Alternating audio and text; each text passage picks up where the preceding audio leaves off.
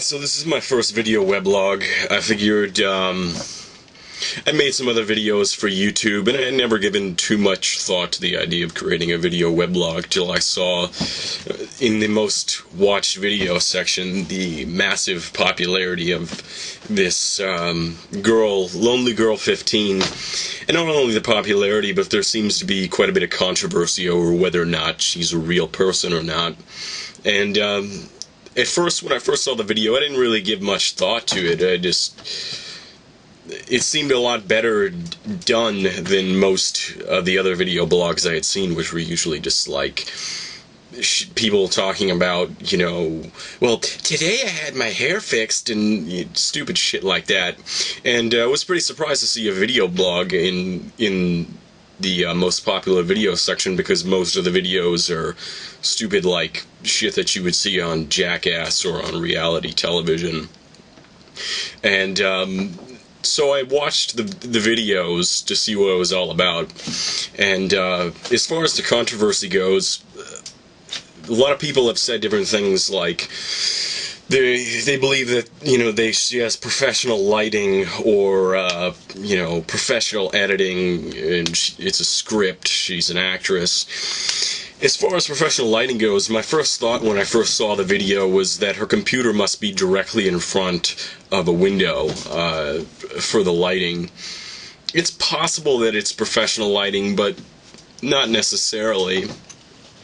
As far as the editing goes, I don't know who the hell had the idea that it's professional editing, but any idiot with Adobe Premiere could edit like that pretty easily. They don't, I mean, it's pretty standard stuff, you know, as far as the speeding up, you know, the speeding up the footage, the text overlays, and whatever crap like that. It's nothing particularly special, nothing, you know, an amateur couldn't do.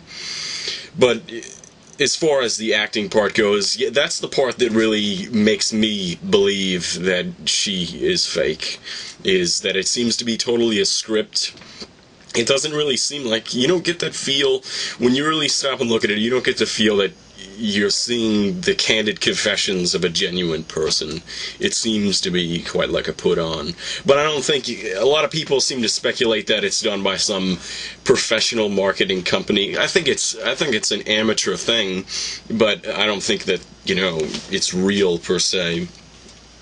But one of the most interesting things that I saw was, in one video they pointed out, because when she talks about a religion, she never says what religion she is or what she believes or anything like that. She just says that her parents are really religious, that she's going to a religious camp, and she's very non-specific about it. And one of the videos pointed out that she had an Aleister Crowley picture on her wall by the candles, and you only see it very briefly in the expose video, I guess if you want to call it, about the Lonelygirl15 Aleister Crowley connection. You couldn't really make out what the picture was, so I went back and looked at the original video, and sure enough, that's absolutely is Aleister Crowley. But one thing I will say for Aleister Crowley is that, first of all, Aleister Crowley was never Hitler's personal occult advisor. That is complete and utter bullshit. And he didn't worship Satan either.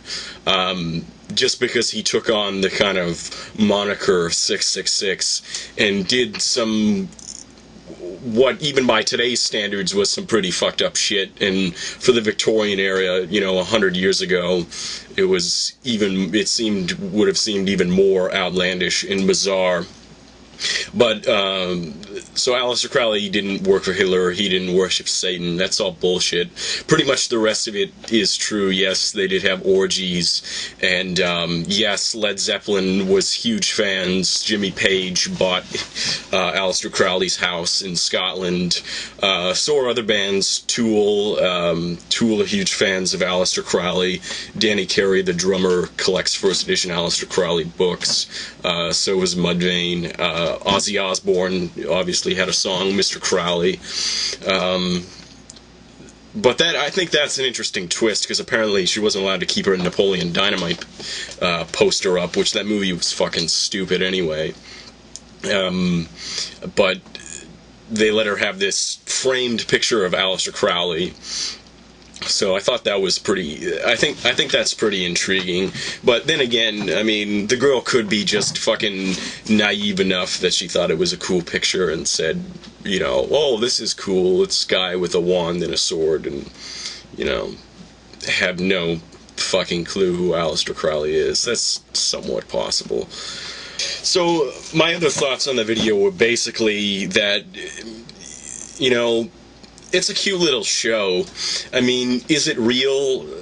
I don't think it's real. I think people want to believe it's real, because if you look at the responses, people seem to relate to her, and they want to give her advice on her boy problems, and you know, oh, I can identify with your strict parents and all that kind of stuff. And it seems to be getting her a minor amount of fame. Another person said, well, what could be in it for her if it is a fake and if it's not corporate sponsored? Well, I mean, it could be a launch for an acting career. She could be trying to break into Hollywood and, you know, go to producers and say, look at me, I got all these people to believe that this little story thing I was making on YouTube was real. One of the things that I thought was really funny was her little proving science wrong bits. Those are fucking retarded. First of all, it's some of it's pretty ridiculous, you know, because a guy couldn't, you know, chop up a fish with a rock, then science must be wrong. But it's almost ridiculous to say that you're trying to prove science wrong, or prove in at least individual aspects of science wrong, just based on totally faulty methods. Apparently, I mean, for a girl that supposedly tries to come off as so smart, I mean, her ideas about how to prove science wrong are fucking retarded and unscientific. And I know that kind of sounds like a contradiction to disprove science with science, but I mean, science works on empirical and testable data. It's not, well, you know, my friend's a fucking idiot and couldn't cut a fish, so it must not be, you know, science must not be real. I particularly liked her little spiel about the Heisenberg uncertainty principle, because that has absolutely nothing to do with a fucking kid sitting on a bed. Heisenberg uncertainty principle has to do with particle physics. You know, if she wants to disprove the uncertainty principle, she should come out here to suburban Chicago and go to Fermilab, where they have the particle accelerators, where they smash atoms into pieces. You know, it's quaint the way it really is quaint the way that she tries to disprove some of these scientific facts. So I honestly, if it wasn't fake, I don't think it would be nearly as good if it was genuine, because she just comes off like a dumbass in a lot of things. And if it wasn't scripted, then it would be just like every other video weblog. When you compare it to any other video weblog, it just doesn't match up. It's just either they're really professional amateurs, or it's just plain out fake.